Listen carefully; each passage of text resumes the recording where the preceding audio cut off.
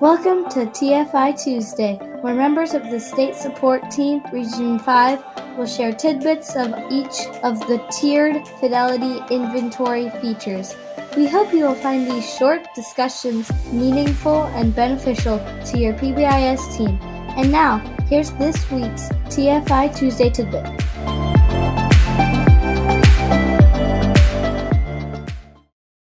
Hello, and welcome to episode 10 of the State Support Team Region 5 TFI Tuesdays, where we hope to provide tidbits of information as it aligns to the features of the TFI and to provide a consistent message across our region. So let's dive into 1.14 Fidelity Data and 1.15 Annual Evaluation. Welcome, Marla. Hey, Jessica, can you believe we are at the end of the TFI Tier 1? I know that's crazy, but this is a very exciting one because we're going to talk about how all of this goes into our annual evaluation. So, Marla, we talk about fidelity a lot, and it's even in the title of the TFI, but can you explain a little bit about how we monitor fidelity? Well, Jessica, when we think about 1.14, it's talking about the Tier 1 team reviews and uses established school-wide PBIS fidelity assessment alongside with additional intervention-specific fidelity measures, at least annually. And the purpose is to examine the integration of mental health, social-emotional learning, and culturally responsive practices within the PBIS framework.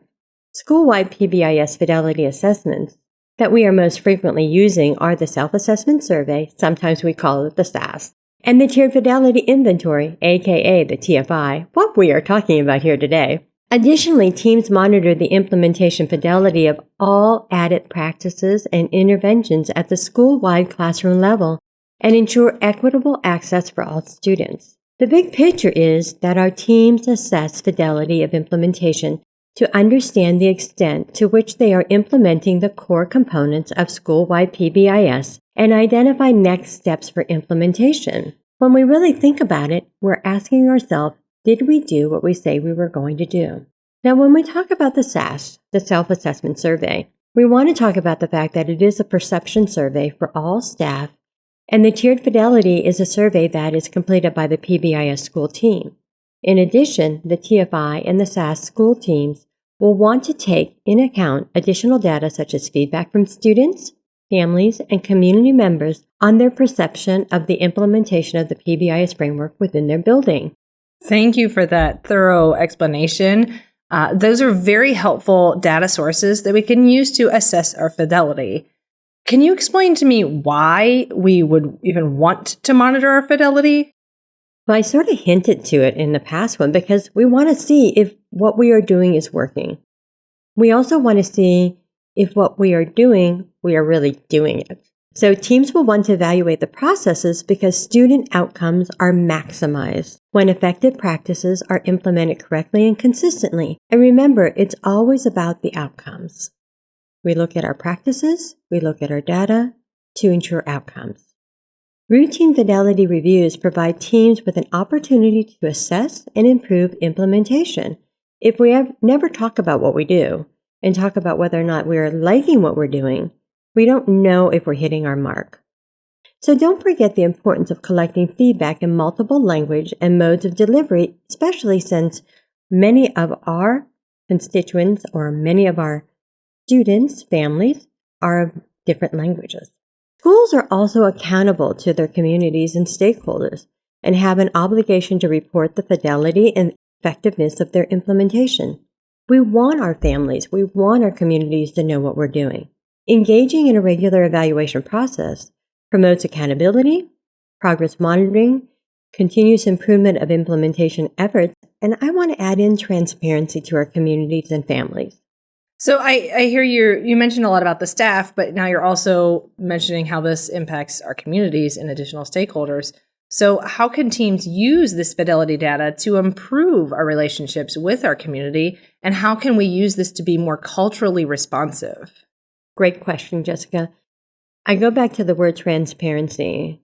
When we have two-way communication and we are transparent with our families and our community, we are more apt to have trusting relationships.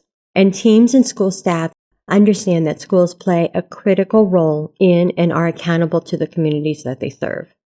Annual evaluation procedures are used to engage in a wide and representative range of stakeholders in two-way communication regarding goals and progress.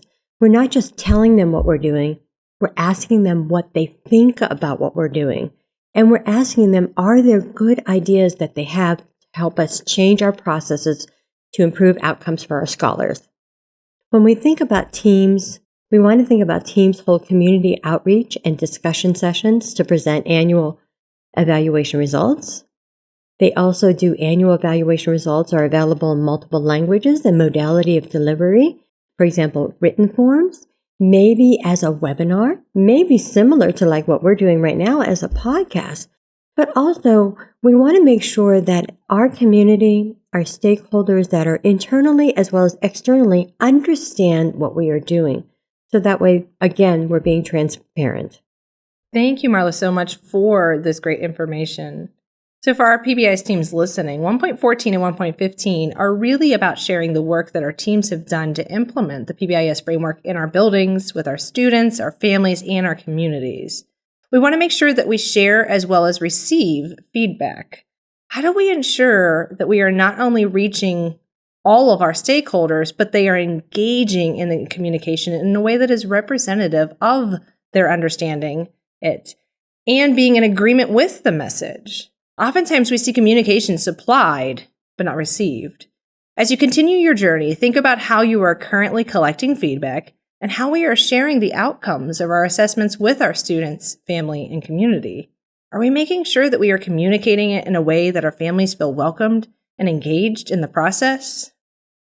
I want to thank you again for your time today, and as always, feel free to reach out to any of us at the State Support Team Region 5 PBIS team. Thank you for joining us for our TFI Tuesdays. We hope you'll join again next week to learn about additional TFI features. Until then, be safe, be kind, and be positive.